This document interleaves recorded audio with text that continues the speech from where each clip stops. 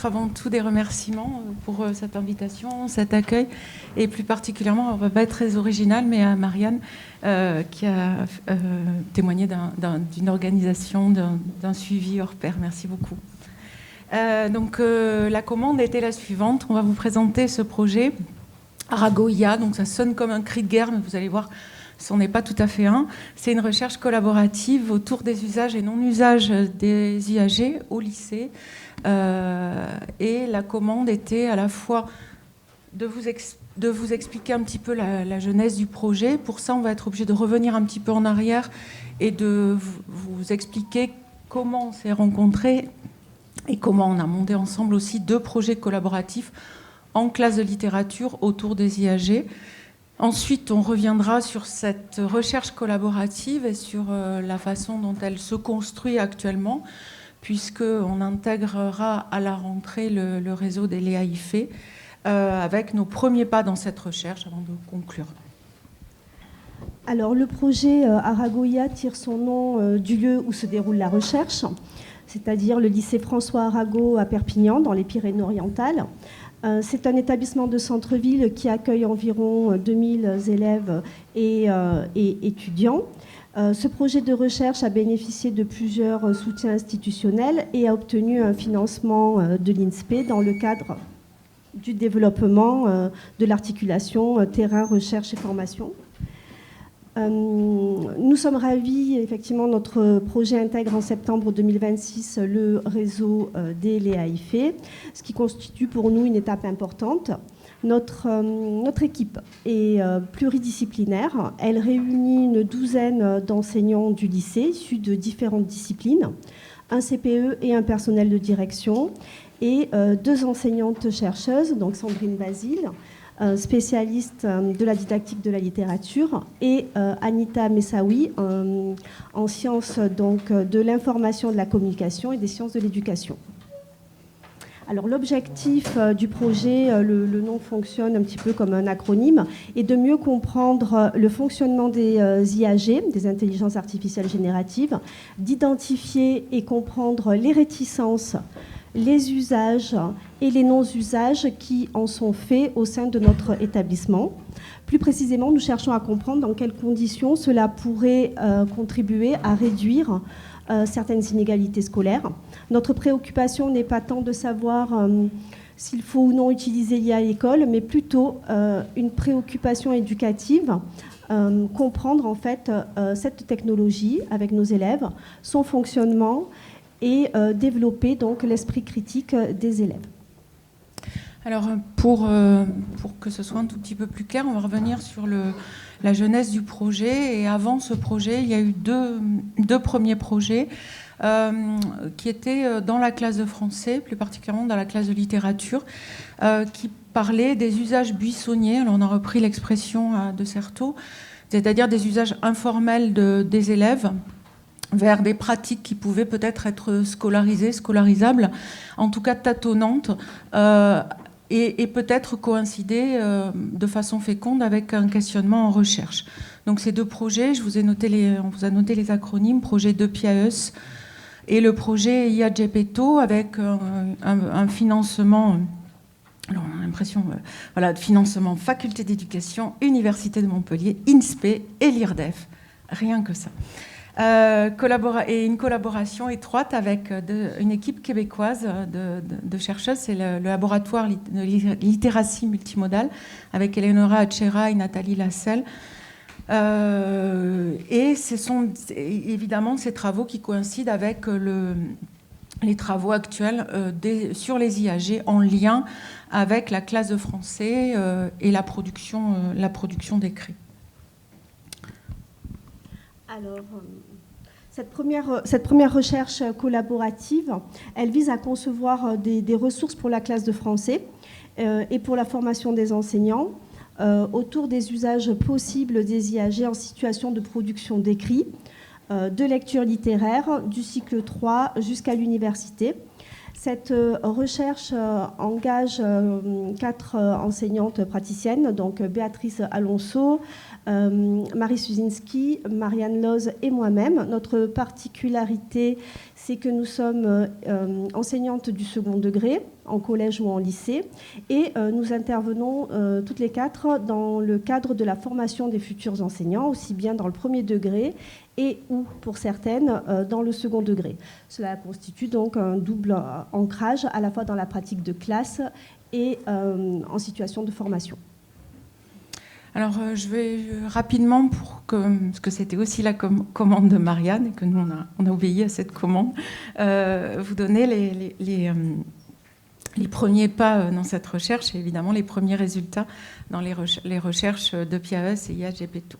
Donc, on avait 3 phases. Une première phase qui était une phase plutôt exploratoire, qui correspondait à la collecte des pratiques, mais aussi des représentations sur l'IA, et puis à l'émergence d'axes de travail. La deuxième phase a commencé à être une phase de production de ressources, avec de premiers développements également, et de premières analyses. Actuellement, on est à la phase 3, c'est-à-dire qu'on est dans une phase de réitération des séances qu'on a proposées avec nos collègues québécois, et on est passé aussi à la phase, plus sérieusement, d'évaluation et de théorisation.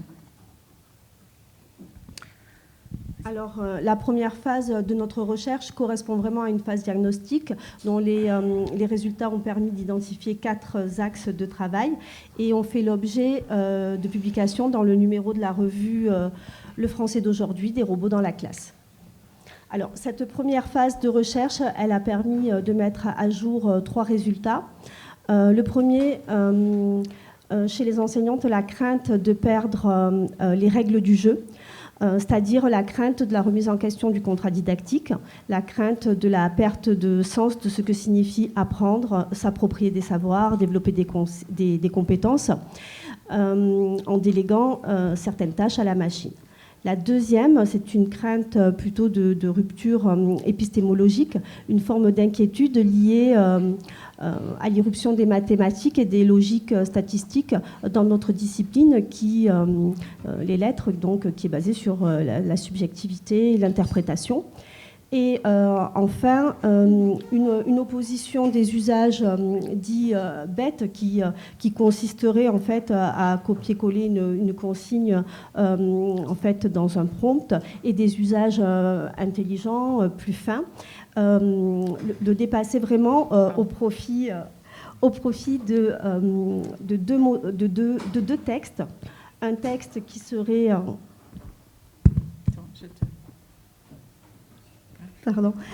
donc un texte qui serait idéal et que les scripteurs les plus experts qui soient enseignants ou apprenants sauraient maîtriser, ou en tout cas en comprendraient les codes, et un texte qui serait plutôt idéalisé, produit par la machine, et dont les scripteurs les moins aguerris ne percevraient pas les limites et seraient donc tentés de faire un copier-coller. Alors cette recherche, elle a donné lieu également à l'émergence de 4 axes de travail selon l'appétence des 4 enseignantes. De façon assez classique, certaines se sont intéressées aux usages de l'IAG en tant qu'outil de réécriture dans une perspective de révision des textes. Donc ça a été déjà documenté. Deuxième façon d'envisager les choses, deuxième axe, les écrits académiques de type argumentatif. Il se trouve que l'essai préfigure ce type d'écrit, puisqu'il parcourt en fait du brevet des collèges jusqu'au lycée. Il est présent au bac technologique, dans la classe de BTS également, et à l'écrit du CRPE. Donc comment, finalement, on pouvait travailler l'appropriation de ces écrits en interrogeant la pratique récurrente que les élèves avaient de générer, par exemple, de trouver des idées, de générer des plans, etc. Le troisième axe de travail, plus surprenant, parce qu'il était à rebours, celui-là, des pratiques des élèves. Peu d'élèves déclaraient, peu d'étudiants déclaraient utiliser les IA. Vous voyez que les choses changent, parce que On verra tout à l'heure dans le résultat des questionnaires des élèves du lycée que c'est un tout petit peu différent, mais peut le déclarer comme outil d'aide à la production d'un texte, d'un écrit créatif.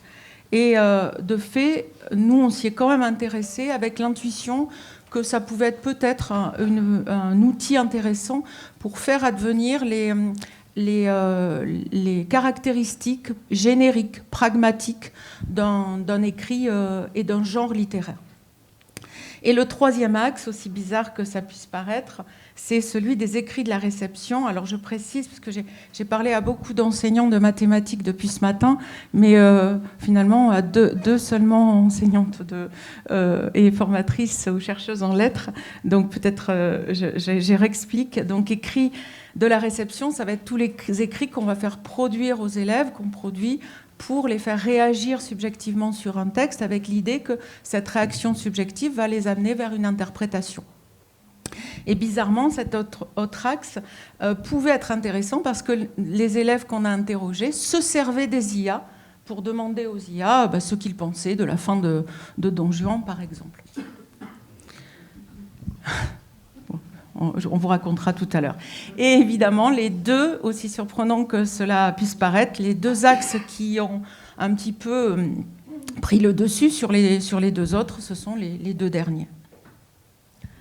Alors, cette deuxième phase, elle correspond à un temps de la conception de séances à mener en classe, d'expérimentation visant à explorer les usages possibles des IAG dans l'enseignement du français, ou à comprendre aussi les usages buissonniers et d'analyser en petits groupes et en entretien donc ces premiers résultats. Ce travail a donné lieu à des développements théoriques et on fait l'objet donc de présentations lors de colloques et de journées d'études.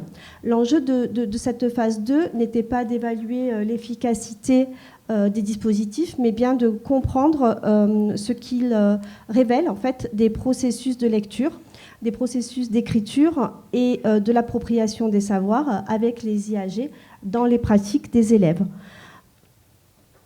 Et également aussi, bien entendu, le déplacement des gestes professionnels des enseignants. Alors on en vient à quelques-uns de ces résultats.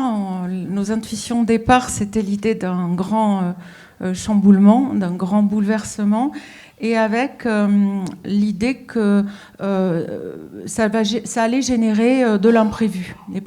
Ces pratiques intégrant l'IA, qu'elles soient intentionnelles ou non, nous sont apparues comme traversées par des formes d'imprévus, parfois provoquées par les enseignants eux-mêmes et parfois provoquées par les usages informels des élèves, et que ça allait bouleverser la temporalité. On en a beaucoup parlé ce matin, parce que les collègues de lettres qui travaillaient dans le projet se disaient « mais que va-t-on faire des temps longs, que sont les temps longs de l'écriture, de la construction du sens de la lecture, où va-t-on rétablir ces temps longs, alors même que le temps de l'IA, c'est un temps peut-être de façon illusoire, un temps quasi immédiat ».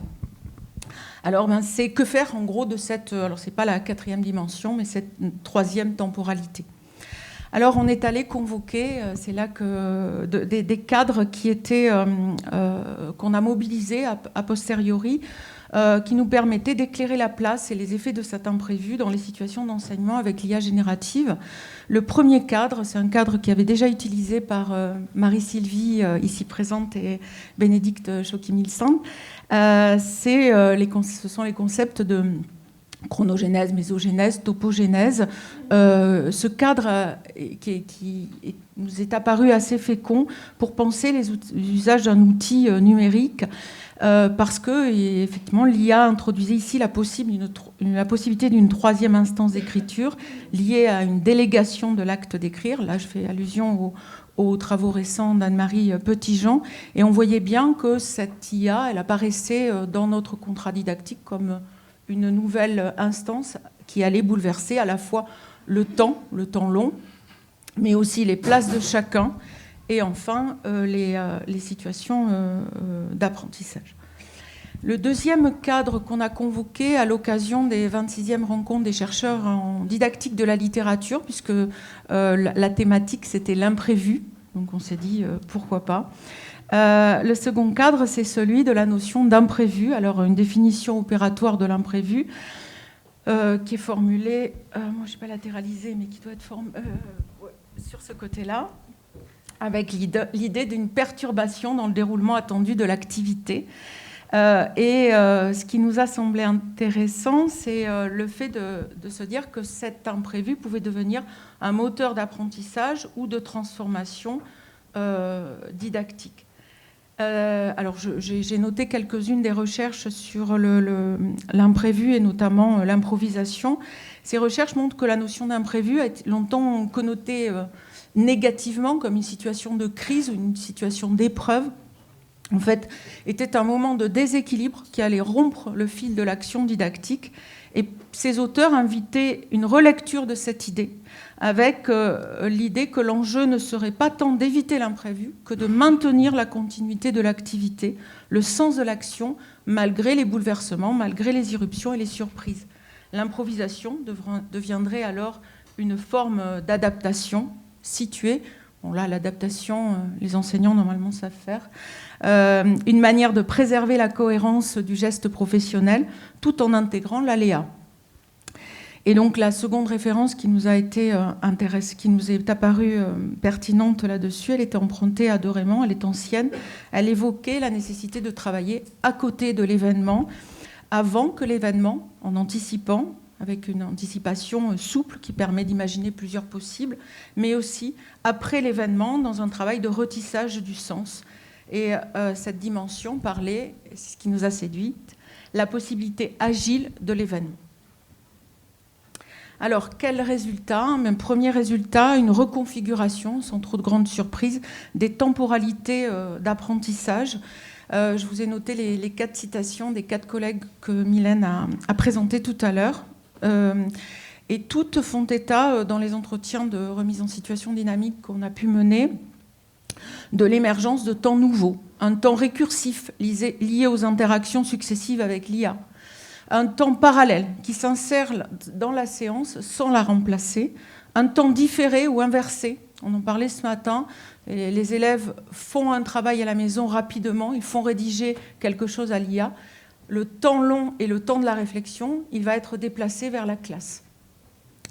Un temps différencié ou dilaté pour Marie, qui considère que c'est un temps qui va permettre une différenciation un peu plus fine par rapport aux élèves, aux étudiants qu'elle a en charge. Il y a un petit décalage, c'est pas grave. Du point de vue de la posture enseignante, également, on observe un déplacement dans le discours des enseignantes. Les enseignantes parlent d'une position pour l'une en surplomb, où l'enseignant se met en retrait pour laisser les élèves agir.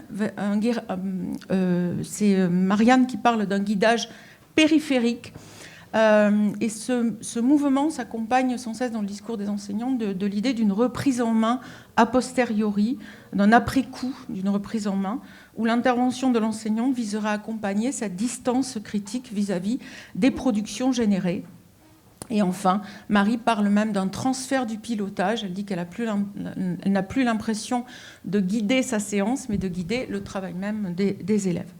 Donc un déplacement d'un enseignant qui deviendrait un médiateur et un régulateur du sens, voire même un garant. On a des élèves qui demandent souvent aux enseignants « Est-ce que l'IA s'est trompée ? Est-ce que vous validez ce que vient de dire l'IA ?» Comme si la parole de l'enseignant faisait foi au-delà du texte produit par la machine. Troisième incidence sur les objets eux-mêmes. Ces IA génératives la recherche met en évidence l'émergence d'un espace de questionnement du genre et de la posture d'auteur. Le dialogue avec l'IA conduit les étudiants à s'interroger sur leurs intentions d'écriture, à mieux comprendre ce que signifie écrire. Donc dans les entretiens qu'on a menés, ça apparaissait assez nettement, avec l'idée aussi d'une visibilisation des difficultés et des processus d'élaboration de l'acte même d'écrire. Enfin, la rencontre avec le texte littéraire s'en trouve parfois transformée. L'IA, elle produit un texte consensuel sur le texte littéraire. Elle produit un discours attendu, un discours qu'il va incomber à l'enseignant dans le temps de la classe, c'est pour ça que je parlais d'un temps inversé, de venir questionner. C'est-à-dire que, alors que nous, dans le débat interprétatif, on cherche à avoir avoir des compromis, mais des compromis féconds de sens et d'opposition d'intersubjectivité, enfin de confrontation d'intersubjectivité, l'IA, elle nivelle un sens attendu. Et en réalité, c'est dans le temps de la classe que ce nivellement du sens attendu, il vient être questionné. Donc l'agilité, elle est bien du côté des enseignants qui travaillent à côté de cet imprévu, plus que jamais du côté du maintien, voire du renforcement de voix propres, subjectives au sein de la classe. Et puis, dernier point de cette recherche, c'est une tension inhérente aux écrits produits dans la classe. On leur fait produire des écrits d'invention, des écrits de réception, des écrits d'appropriation, c'est-à-dire qu'ils vont engager leur subjectivité. Et que devient cette posture d'auteur, cette posture en jeu, cette intention d'écrire ou de produire du sens, de lire un texte, lorsque l'IA intervient dans le processus d'écriture. Alors là, on est en train de réfléchir à ça. Il manque une diapositive. Oui, il manque une diapositive. C'est pas grave. Je vais faire sans. Pardon ? Ah, c'est vrai. Alors, la diapositive qui manquait, j'essaierai de la remettre peut-être sur le... Donc, c'était une diapositive qui reprenait en fait tous les nouveaux gestes du processus d'écriture. Par exemple, on a dit l'élève peut déléguer tout ou partie. Donc là, on est dans un principe où on fait écrire tout ou partie à l'IA, donc on délègue, principe de délégation. Donc là, c'est documenté, c'est les références ici qui vous manquent, donc je rétablirai la diapositive, mais c'est documenté, non pas des recherches sur l'IA, mais des recherches en écriture, en création littéraire, et qui viennent documenter ces phénomènes-là. Deuxième façon d'écrire, on va demander à l'IA de corriger, de réviser le texte produit. Mais le texte est produit par les étudiants. Troisième façon d'écrire, le texte et l'élève ou l'étudiant va aller chercher des idées. Donc ça aussi, ça a été documenté par Nathalie Lasselle et Ève Gladu. On est dans une logique d'emprunt et de réappropriation de l'emprunt. Quatrième façon d'intervenir, on est dans une logique reconfigurative, c'est-à-dire qu'on va produire des textes et on va chercher à les agencer. Et là, on s'aperçoit dans notre recherche que les élèves, ils ne sont pas encore au fait là-dessus. Ça, c'est encore la tâche de l'enseignant. C'est l'enseignant et le dispositif dans la classe qui prévoit comment orchestrer la production de ces différents textes. Cinquième façon de faire produire un texte, c'était le choix. Les élèves font un choix, l'IA produit des textes à choisir, mais les enseignants demandaient aussi différentes productions à l'IA et demandaient à faire un choix. Donc là, nouvelle façon de concevoir le processus d'écriture. Vous voyez qu'on est loin de cette idée d'une écriture où on allait planifier, textualiser et réviser. Il y a tous ces phénomènes-là. Et enfin, un dernier qu'on a mis au jour il n'y a pas très très longtemps, c'est un principe de résistance. On a des élèves qui écrivent contre l'IA, c'est-à-dire ils écrivent l'inverse de ce qu'a produit l'IA parce qu'ils trouvent que l'IA produit des choses qui sont trop consensuelles, qui sont trop... C'était quoi ce que disait cette étudiante ? Elle disait trop propre, quoi. Enfin, je cherche le mot, mais personne ne m'aidera. Trop lisse, avec trop de stéréotypes, et donc ils écrivent à l'encontre de ce qu'a écrit l'IA. Alors on en vient à la diapositive qui n'a pas disparu, ce qui nous fait, vous voyez, définir des sortes d'instances octoriales. Première instance, c'est celle l'octorialité distribuée, c'est-à-dire que l'écriture n'est plus assumée par un seul auteur, mais distribuée entre l'IA et les différents auteurs dans la classe. Deuxième façon d'envisager les choses sur l'acte d'écrire se transforme en processus collaboratif assumé. Là aussi, toutes les références sont plutôt des références non pas en didactique, mais en création littéraire. un prolongement d'une forme d'énonciation éditoriale. On va agencer les textes. Au milieu de tout ça, restent quand même deux axes qui nous semblent importants à travailler. C'est là-dessus qu'on travaille. Ce sont ces deux axes qu'on essaie de développer maintenant. C'est un premier axe qui nous semble important, c'est celui de l'intentionnalité. Les élèves, ils continuent, hein, et ça, on a repris à des travaux anciens didactiques de la littérature, Catherine Tovron, 2002. Les élèves continuent à vouloir être auteurs de leurs textes. Donc, comment on leur donne ces moyens-là? Et la deuxième chose, c'est la dimension métacritique que nous, on a appelée méta-octorialité. C'est-à-dire comment l'élève continue, ou l'étudiant continue à pouvoir faire le choix de ce qui va faire sens, à la fois pour ses apprentissages et pour le texte qu'il veut produire. Alors, voilà, ça, c'était nos deux recherches. On a rempli la première phase de la commande, Marianne, et je laisse la parole à Mylène. Donc, oui, donc, nous en étions à la fin de la première phase, début de la deuxième phase de cette première recherche, effectivement, lorsque ma chef d'établissement, parce que je travaille dans un lycée, nous a proposé, en fait, nous a sollicité pour venir faire une présentation à l'ensemble des professeurs le jour de la pré-rentrée, donc en 2024. Et voilà, l'objectif était de sensibiliser les enseignants aux enjeux de l'IA en éducation et de présenter un petit peu nos travaux à l'ensemble de la communauté éducative. Cette présentation a été plus ou moins bien reçue. Elle a été faite par Sandrine Basile, par Anita Messaoui, Aurélie Bourdet et moi-même. Moi, j'ai fait 2 récits d'expérience que j'avais menés en classe avec des élèves. Et Sandrine avait évoqué les résultats d'entretien qu'elle avait menés avec mes élèves sur leurs usages dits buissonniers, un petit peu secrets. Voilà.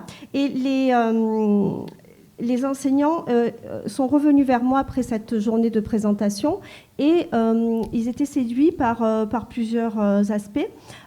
Tout d'abord, ils étaient séduits par le fait que je puisse travailler avec des enseignants-chercheurs dans un fonctionnement plutôt égalitaire. Sur le fait aussi que sur les séances que je menais en classe ou même sur les observations que je pouvais faire des usages buissonniers de mes élèves, se poser un regard extérieur et en particulier celui de la recherche. Ça permettait de mettre en mots des pratiques et de formaliser par des concepts. Voilà. Ce qui les séduisait également, c'était l'idée de pouvoir travailler en équipe, de ne pas se sentir isolé sur le sujet. Et de pouvoir en fait réfléchir collectivement en fait à des questions qui traversent un petit peu l'esprit des enseignants en ce moment.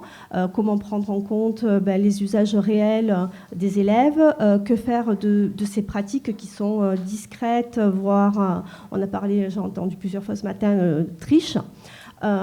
Comment on peut se positionner face à ces pratiques des élèves que nous avons choisi d'appeler buissonnières et surtout comment accompagner nos élèves face à ces transformations.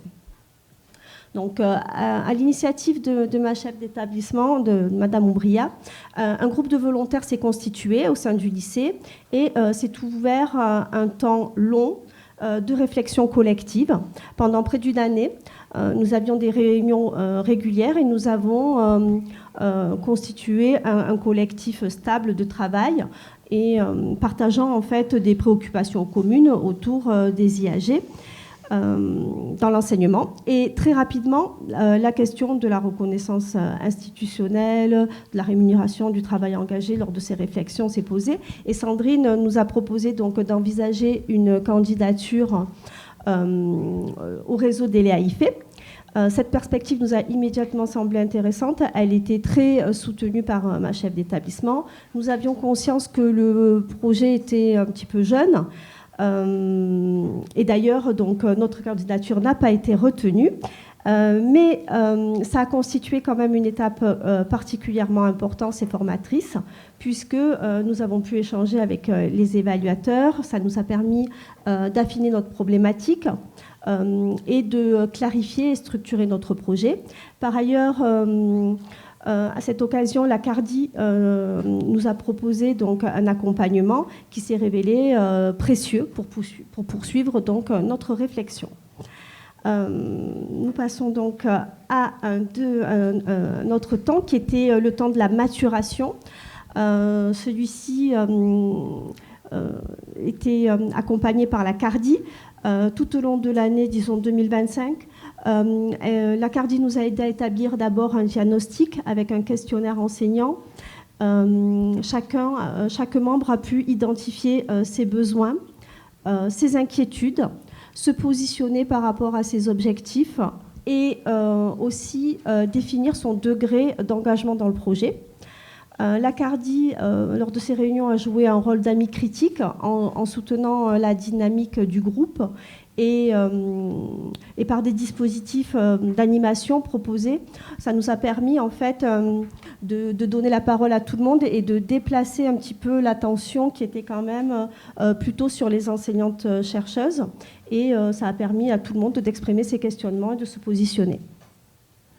Un troisième temps est apparu, celui de l'engagement.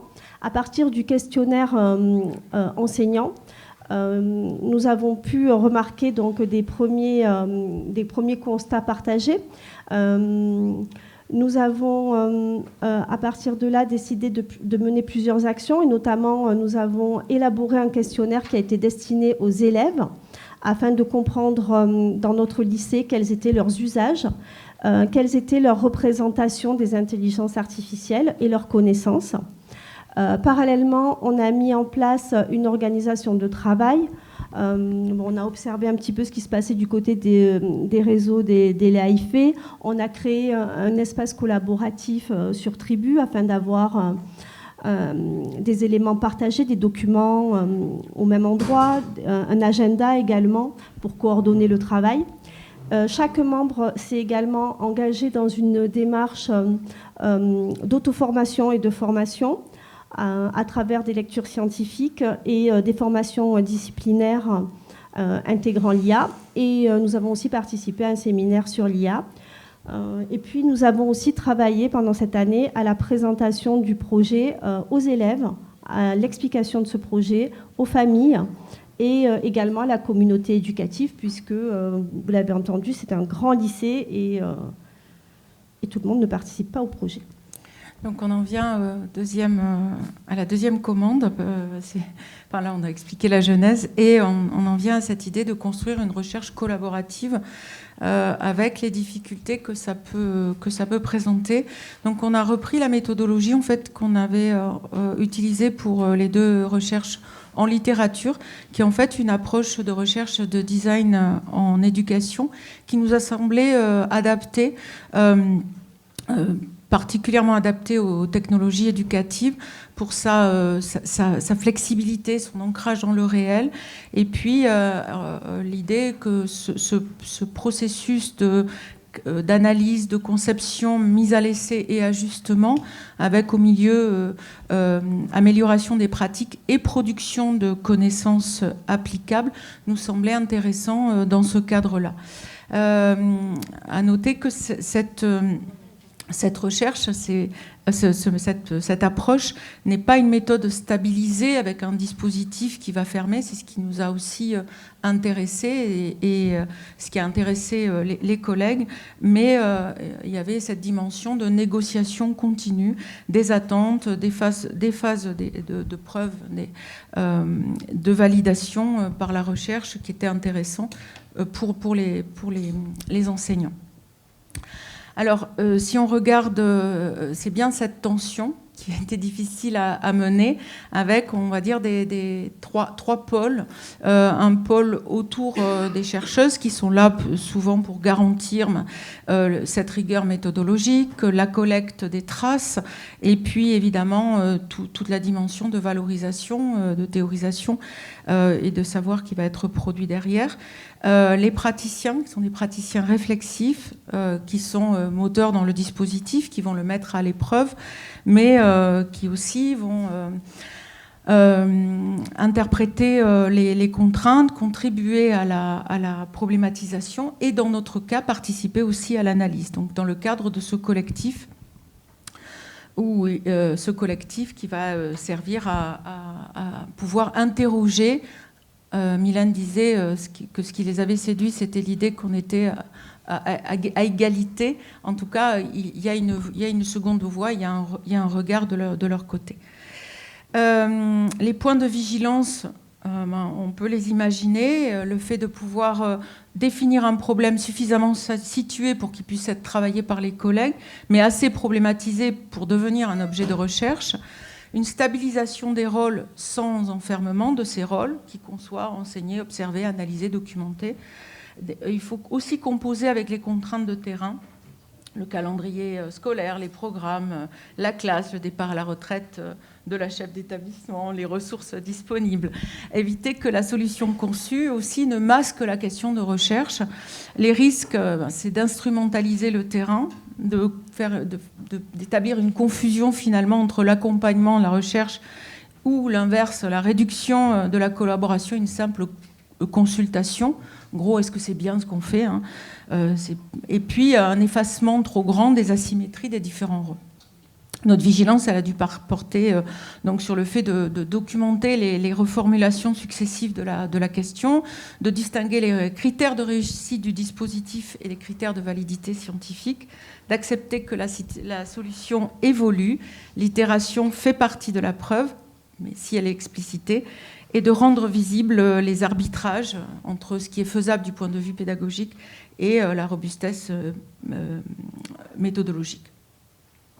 Et ce temps de la problématisation, il a été long et il a fait l'objet en fait de remaniements entre le premier dépôt et le deuxième.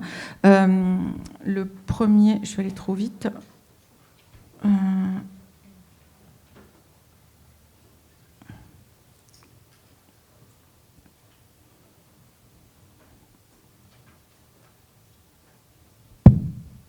Je vais y arriver.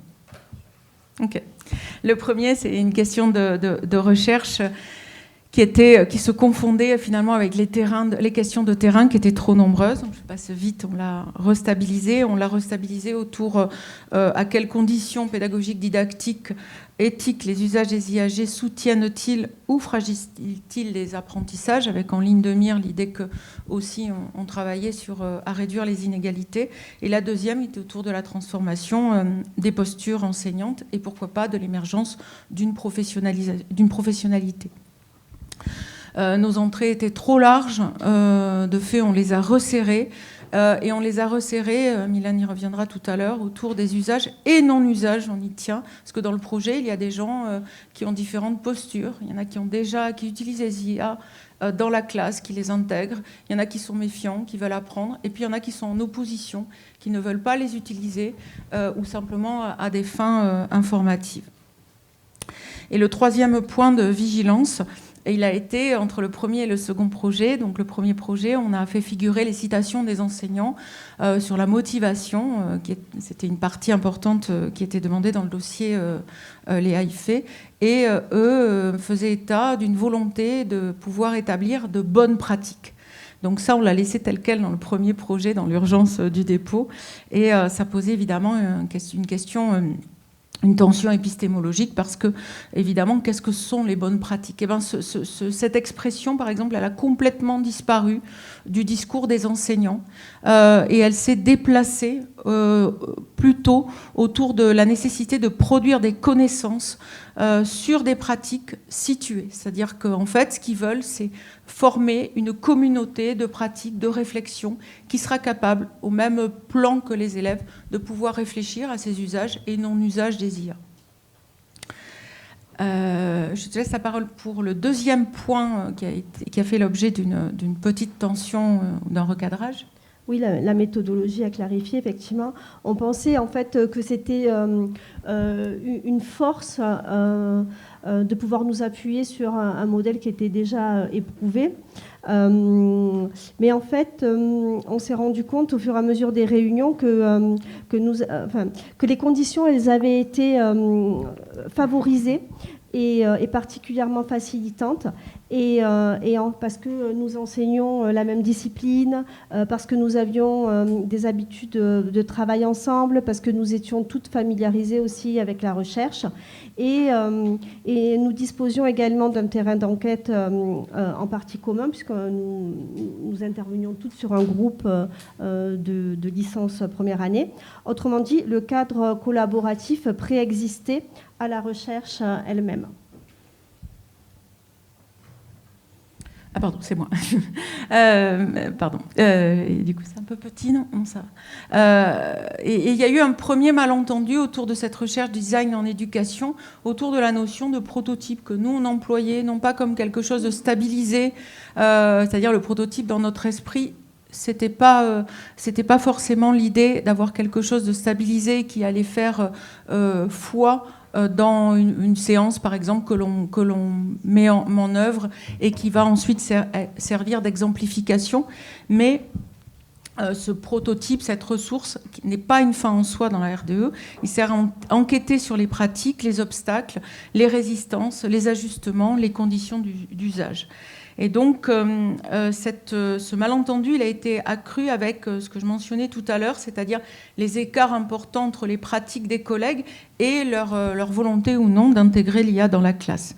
Donc, il y a une clarification qui a été décisive, qui a permis au collectif d'avancer. Et cette clarification, elle a eu un point d'appui, ça a été l'intervention de Mylène au sein du collectif qui a tout de suite perçu ce malentendu. Lors de notre dernière réunion, nous avons travaillé en dispositif de laboratoire d'analyse de séance avec une focale d'écoute pour chaque membre et 2 membres donc témoignaient d'expérience en classe, donc Judith et Carole. Elles ont présenté toutes deux une séance. Judith n'avait pas intégré l'IA aux activités des élèves, mais elle menait une réflexion sur la relation de confiance élève-prof, élève-professeur et contrat didactique, puisqu'elle avait préparé en fait la séance avec l'IA et c'est pas trop l'objet, je continue. Et Carole, Carole, elle, en revanche, elle avait choisi d'utiliser l'IA et de faire comparer différentes IAG avec ses élèves pour la production de plans par rapport, donc c'est une enseignante de terminale en SES. Lors du retour de ce laboratoire d'analyse, ce qui a été conclu et par les participantes qui témoignaient et par les membres qui écoutaient, c'était qu'il y avait la nécessité en fait de refaire ces séances, de les réitérer.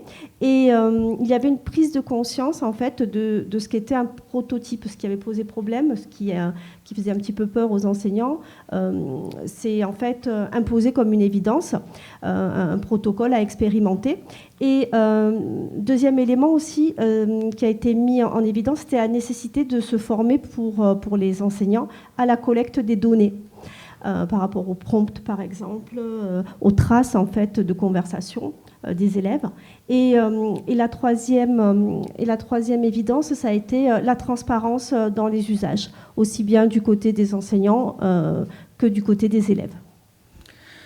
Alors, dernier point qui a chopé un tout petit peu, c'est ce biais d'entrée disciplinaire. Mylène vous a dit tout à l'heure qu'on était toutes de la même discipline. Et donc, on partageait finalement des références, des objets, des habitudes de travail. Et dans cette nouvelle équipe, il a fallu aussi travailler avec d'autres disciplines. Et au départ, il y a eu un deuxième malentendu, c'est-à-dire que les enseignants se sont dit qu'il faut nécessairement trouver une entrée langagière en lien avec les pratiques de production orale ou de production écrite, alors que nous, notre intention n'était pas du tout là-dessus. Et donc, l'enjeu, ça a été de passer de cette entrée disciplinaire implicite à une entrée réellement transversale, tout en conservant, vous le verrez dans les groupes de travail qui sont en train de se créer, cette dimension langagière comme pile possible d'analyse. Alors, le groupe a cherché à identifier un objet de travail fédérateur susceptibles de dépasser donc, ces entrées disciplinaires.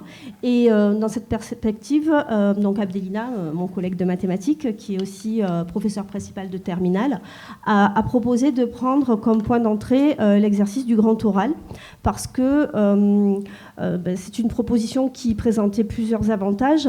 Elle permettait d'aborder la question de l'évaluation, celle des inégalités scolaires, puisque c'est une épreuve qui est largement préparée en autonomie à la maison, et dans laquelle l'usage éventuel des intelligences artificielles génératives suppose la mobilisation de l'esprit critique et nécessite une information quand même préalable sur le fonctionnement de cet outil. Ce choix offrait également un terrain propice au travail interdisciplinaire en articulant des productions écrites, orales et argumentatives, et des protocoles communs à construire par un terrain partagé. Mais finalement, au fur et à mesure des réunions et des discussions de réflexion, cette entrée a été complètement abandonnée. Elle a été jugée artificielle. Le groupe a considéré qu'elle risquait de masquer en fait la diversité des pratiques disciplinaires, des préoccupations aussi et des usages propres à chaque discipline. Donc nous avons fait le choix de partir des réalités de terrain et des questionnements spécifiques des enseignements plutôt que de chercher à faire converger vers un objet unique. Les premiers pas dans cette recherche, donc, on l'a dit tout à l'heure, Mylène l'a dit, on est reparti de questionnaires. Donc, Anita Messaoui, avec un petit sous-groupe, est reparti sur la co-réalisation de ce questionnaire qui a été adressé donc, à l'heure 476 élèves sur les 2000, une majorité de répondants en licence, une majorité de filles aussi. Et sans grande surprise, on est sur des usages buissonniers, une hégémonie de ChatGPT utilisée avec, vous voyez, très peu d'élèves déclarent ne jamais utiliser les IA génératives, 5,2%. Et puis majoritairement, si on regarde entre plusieurs fois par mois et tous les jours, on arrive, là je laisse au prof de maths le soin de faire l'addition, mais vous voyez qu'on dépasse, on est vraiment au-dessus des 50%. Si on compare les usages personnels et les usages scolaires, si vous vous souvenez ce que j'ai dit tout à l'heure, j'ai dit que dans nos premiers questionnaires d'il y a à peine 1 an et demi finalement, on avait peu d'élèves, peu d'étudiants qui utilisaient l'IA pour écrire seuls des textes à eux. On en avait une. Et ici, on a quand même des élèves qui déclarent utiliser l'IA pour leur propre production. Mais dans les usages scolaires, il s'agit de mieux comprendre une notion, de réviser une évaluation. Dans les entretiens que j'avais fait passer, un élève m'expliquait qu'en mathématiques, par exemple, il utilisait l'IA. Alors, je ne suis pas prof de maths, mais comme beaucoup d'entre vous, j'ai des enfants. Je sais qu'au lycée, ou même au collège, quand il y a des devoirs maison en mathématiques, souvent ils ne sont pas comptabilisés. Donc je lui demandais quel était l'intérêt d'utiliser l'IA en mathématiques, si ce n'est...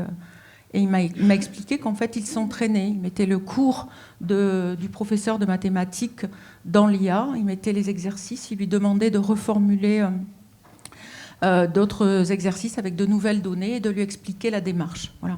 Donc, ces déclarations-là, on les a données, alors je vous laisse les découvrir, il y en a d'autres, je vais passer vite, mais le point qui nous a semblé intéressant, c'est que quand on a eu une séance où on a expliqué ces résultats-là, chiffres à l'appui, en fait, les enseignants ont dit non, c'est pas possible. C'est pas comme ça que les élèves utilisent l'IA. Nous, on vous le dit, c'est pas comme ça, on le voit. Et donc, il y avait un décalage. Donc, c'est ce décalage-là, je ne peux pas vous en dire plus pour l'instant, mais il va falloir l'explorer.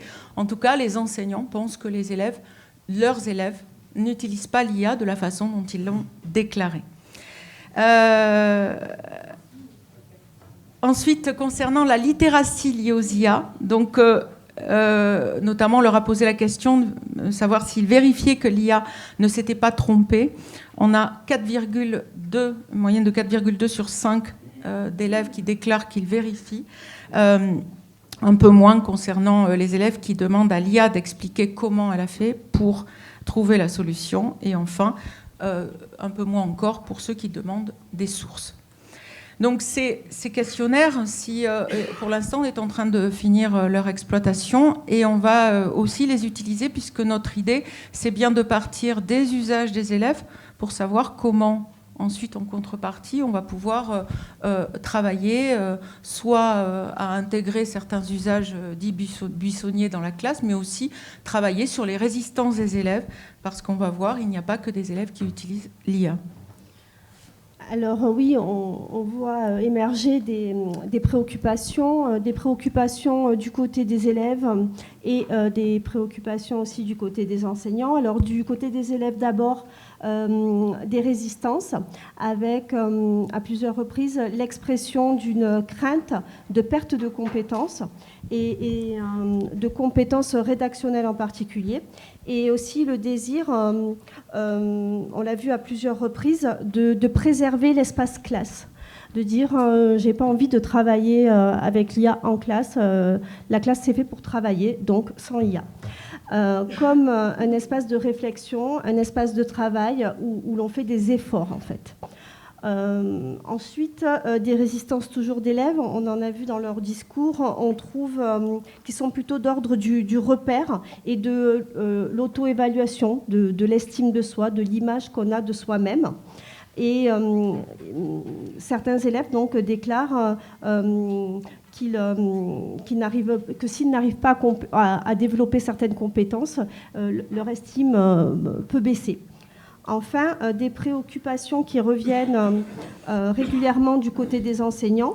Dans les échanges du groupe, figure celle d'un malentendu sur le rôle de l'école. D'un côté, les enseignants placent les apprentissages au cœur de leur mission.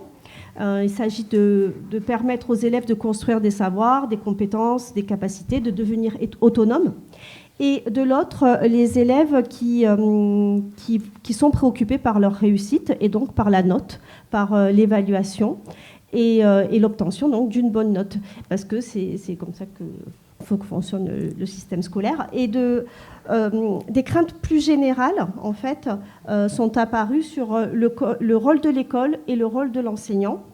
En lui-même, plusieurs membres ont exprimé la nécessité de réaffirmer cette règle du jeu, d'être très explicite sur l'objectif de l'école, que ce n'est pas seulement produire une tâche évaluée, mais bien que l'école est là pour accompagner les élèves vers une véritable autonomie intellectuelle, leur permettant de comprendre, appréhender le monde et développer leur esprit critique. La question donc, qui se pose dans le groupe, c'est finalement si avec les IA génératives, les élèves n'ont plus besoin d'enseignants, est-ce que pour autant ils seront autonomes en tant qu'individus, en tant que citoyens?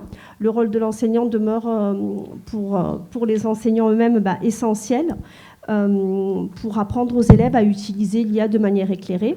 L'enjeu n'est donc pas d'apprendre à utiliser l'intelligence artificielle à l'école, mais bien de reprendre la main sur les conditions de son usage afin d'en faire un levier de formation de l'esprit critique. De fait, on a un petit peu formalisé les questions. Donc, comment reprend-on la main ? C'est une expression qui est arrivée à plusieurs reprises sur l'information. Alors, ce qui est bien, c'est que dans notre collectif, on a des enseignants qui sont des enseignants d'histoire-géographie. On a une professeure documentaliste. Comment on reprend la main sur le sens ? Ça faisait écho à ce que je vous ai montré tout à l'heure sur nos précédentes recherches sur l'intention, sur l'auctorialité, comment on est l'auteur de ce qu'on a écrit. Comment et quand modifie-t-on nos pratiques ? Ça, c'était plutôt du côté de l'enseignement. Forcément, il va y avoir des choses qui vont être modifiées dans l'enseignement, dans l'évaluation. Comment retrouver la part d'humanité ? Ça, c'est dans l'avant-dernière rencontre, c'était la part d'humanité manquante, la part de créativité. J'entendais ce matin que les disciplines artistiques ne vont pas être touchées. Les disciplines artistiques sont touchées de plein fouet. Quand reprend-on la main sur, ou peut toucher, quand reprend-on la main sur l'intention ?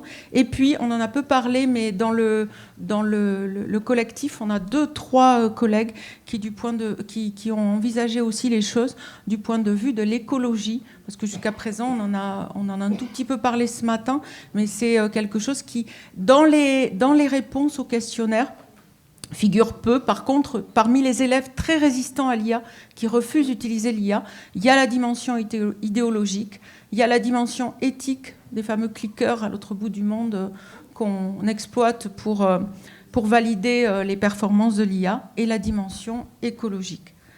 Alors de fait, on en est là sur ces groupes transversaux.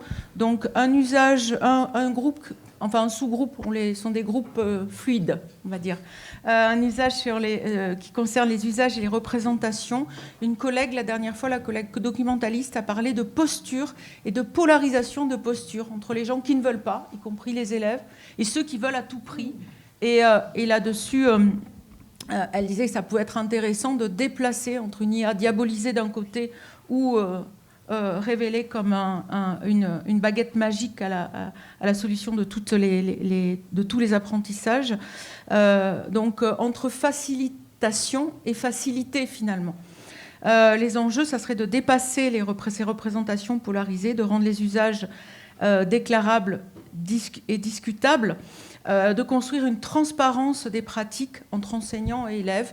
Tout à l'heure, ce matin, une des collègues a dit « Et nous, quand on utilise l'IA, est-ce qu'on le déclare ?»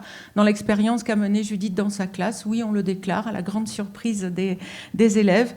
Non, pas vous, madame. Vous ne pouvez pas utiliser l'IA, ont répondu les élèves à Judith. Le deuxième sous-groupe, c'est la question de l'autorialité, de l'écriture, qui va aussi de pair avec ce qu'on va déléguer, ce qu'on mentionnait tout à l'heure. Ça commence à intervenir. Qu'est-ce qu'ils ont délégué? Quand reprennent-ils la main? Comment écrivent-ils? Est-ce que ça ne modifie pas, on l'a vu tout à l'heure, le processus d'écriture? La collègue Carole, qui a proposé la comparaison des plans produits par l'IA, elle est en train de se demander, à la fin de notre séance de partage d'expérience, si en fait le dispositif qu'elle a mis en place, IA ou pas, il est le bon, parce que finalement, en comparant des plans, est-ce qu'on fait advenir la connaissance d'un genre, par exemple? Donc il y a tous ces questionnements-là où l'IA peut se servir, non pas de révélateur, mais peut-être d'effet loupe sur ce qui dysfonctionne dans un dispositif. Également, un autre aspect important, l'aspect de la métacognition, c'est arrivé très rapidement du côté d'une enseignante c'est Valérie, hein, une enseignante en sciences physiques. Il disait, moi, ce qui m'intéresse, c'est d'examiner tout ce processus de discussion avec l'IA et comment ça fait émerger une dimension métacognitive des apprentissages. Et puis enfin, le dernier objet, c'est celui de la professionnalité enseignante. Analyser ce que l'IA va déplacer dans l'identité professionnelle, dans la posture, dans l'évaluation, dans le rapport aux élèves, aux résistances, à la légitimité, à la responsabilité pédagogique. Et donc, dernier point qui sera examiné le 9 juin prochain dans notre réunion de 4 heures avec toute l'équipe, c'est la question des données. On voit bien qu'elle a émergé au cours des dernières séances. Nous, ce qu'on avait proposé, c'était des données autour des supports pédagogiques, des prompts, des historiques d'interaction, des entretiens, des écrits réflexifs, peut-être d'entretiens de remise en situation réalisés ultérieurement. Mais pour ça, il va falloir le négocier ensemble, le discuter de façon à pouvoir voir ce qui est faisable. Parce qu'il s'agit de ne pas surcharger non plus le travail quotidien des enseignants, ce qui va permettre de documenter cette évolution. Et pour ça, il faut créer des outils, peut-être de collecte, de répartition et de tri des données. Pour conclure, parce qu'il faut conclure, Mylène, je te laisse dans un premier temps la parole pour finalement revenir sur ce que c'était que cette délicate mise en œuvre d'une recherche collaborative. Oui, alors la temporalité, une des conclusions concerne la question de la temporalité, un petit peu comme ce matin. La mise en place d'une recherche collaborative de cette nature nécessite un temps long, plus important que ce que l'on imagine initialement. Construire un collectif, élaborer une problématique, instaurer une culture commune, développer des expérimentations, ça demande beaucoup de temps. Or, cette temporalité de la recherche, elle se confronte à celle de l'enseignement. rythmé par des contraintes de calendrier scolaire, hein, de programmes, d'évaluation, l'urgence du quotidien, le bac. Et à ces deux temporalités, donc, vient s'ajouter la temporalité, on l'a dit, hein, très, très, très rapide des IA, qui se caractérise par une évolution extrêmement rapide avec des nouveaux usages, des nouvelles fonctionnalités, des nouveaux outils. Donc un de nos défis consiste à articuler ces trois temporalités. Le deuxième point, c'est celui du malentendu. On l'a pas mal examiné tout à l'heure, donc je passe très vite. Avec l'idée que si on crée un collectif, on crée aussi une communauté de réflexion commune, une communauté discursive, peut-être une communauté éducative qui va travailler dans le même sens, et que ce travail sur les malentendus, c'est vraiment un travail de négociation important au sein du collectif. Alors, on a aussi cette dynamique collective, elle nécessite plusieurs positionnements à trouver. Trouver la place de chacun au sein du projet, la place du collectif, comment préserver en fait la cohérence du groupe. Une autre interrogation aussi porte sur l'effet du projet à l'échelle de l'établissement. Quelle est la plus-value d'une telle recherche pour une communauté éducative ? À qui bénéficient en fait les réflexions produites. Est-ce que c'est circonscrit juste au groupe de volontaires? Est-ce que ça ne va pas nous isoler aussi? Cette question revient beaucoup. Comment associer progressivement des nouveaux membres qui ont envie de rejoindre notre collectif? Donc, toutes ces questions, on les aborde régulièrement et on n'a pas vraiment de réponse. Et là, on termine sur les deux aspects. Tâtonnement, vous avez bien vu que cette part du tâtonnement, elle est importante parce que sinon, Anita et moi, on fait une recherche toute seule et de l'autre côté, il n'y a rien. Et ce tâtonnement, il va de pair avec ce qu'on essaie de construire aussi et ce que les enseignants veulent construire à la fois dans leur établissement et au niveau de leur professionnalité. Et dernier point, celui des traces. Cette question des traces, elle n'est pas uniquement des traces pour la recherche, mais des traces du côté des enseignants, des élèves. Et il faudra aussi s'interroger sur leur coïncidence ou non. On vous remercie beaucoup.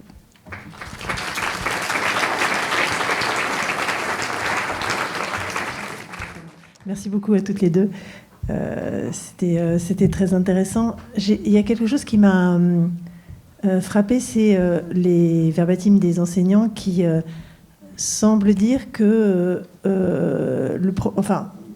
une des choses, que le problème c'est que l'IA finalement prive un peu de travail. Et ça, il me semble que c'est une chose que j'ai déjà entendue. Je trouve que c'est intéressant cette confrontation IA ou travail, et ça renvoie vraiment je pense à la façon dont l'école valorise le travail. C'est Anne Barrère qui parle de la valeur travail qui arrange tout le monde. Si tu travailles, tu réussis. Si tu réussis pas parce que tu travailles pas, et on sait bien qu'en fait c'est pas tout à fait vrai, que cette valeur travail elle peut être interrogée. Et je sais pas ce que vous en pensez. Est-ce que vous avez eu est-ce que vous confirmez que cette impression que finalement utiliser l'IA, il y a quelque chose qui gêne dans le fait que ça fait moins de travail? Et d'ailleurs, c'est amusant que les élèves, ce que tu as dit qui était amusant, les élèves qui disent « Ah mais non, pas vous quand même, vous n'allez pas utiliser l'IA ». C'est quelque chose qui, vous qui êtes garante de ce lieu de travail, alors que je pense que bien utiliser l'IA, c'est beaucoup de travail. Enfin voilà, c'est... Tu réponds? Je réponds? Vas-y. Okay. Bon. Non, juste de façon un peu anecdotique, ce que tu disais tout à l'heure, Sylvie, sur cet élève qui dit « Oh non, pas vous », c'était plutôt dans la dimension de positionnement idéologique. C'est-à-dire, Judith, c'est une enseignante qui a des convictions, qui les exprime au sein de la classe, les élèves l'apprécient pour ça. Et donc, c'était « Oh non, pas vous, pas l'IA », parce que, voilà, les données, les machins. Et par contre, il y a un élève dans la classe, parce qu'elle a fait faire un petit questionnaire, donc là de façon complètement impromptue, et elle a fait faire un petit questionnaire, et il y a un élève qui a noté dans le questionnaire: si ça peut vous permettre d'aller plus vite dans votre travail et de vous reposer, moi je suis entièrement d'accord avec l'utilisation des IA. Donc En fait, c'est vrai. Donc, si tu veux, oui, je vais dire cette valeur travail, c'est ça. Tu utilises les IA, mais même nous, hein, dans quand Judith a présenté ce qu'elle avait fait, ou quand nous, au sein du collectif, on explique ce qu'on a fait avec les IA, au début, et ça a un peu changé, au début, c'était, Judith notamment, disait systématiquement à Mylène, tu travailles, toi qui travailles beaucoup avec les IA, toi qui intègres les IA, moi je ne veux pas faire comme toi. Oui. Et sous-entendu comme s'il y avait, moi je vais faire différemment. Et en fait, ça je pense que c'est en train un petit peu de se déplacer, mais ça fait partie des représentations, voilà. Ça fait partie des représentations, tu as raison. C'est-à-dire que le travail égale non-IA, et puis facilité égale IA, donc non-travail. Mais même, si je peux me permettre, finalement, j'ai envie de parler, même chez les élèves, parce que effectivement, quand on mène des activités où on propose un travail, ils ont le choix de l'utiliser ou pas. Beaucoup ne veulent pas l'utiliser parce qu'ils ont envie de préserver cet espace classe, parce qu'ils ont l'impression que c'est un espace où ils vont pouvoir réfléchir et travailler, et en fait, ils ont pas envie de l'utiliser à ce moment-là.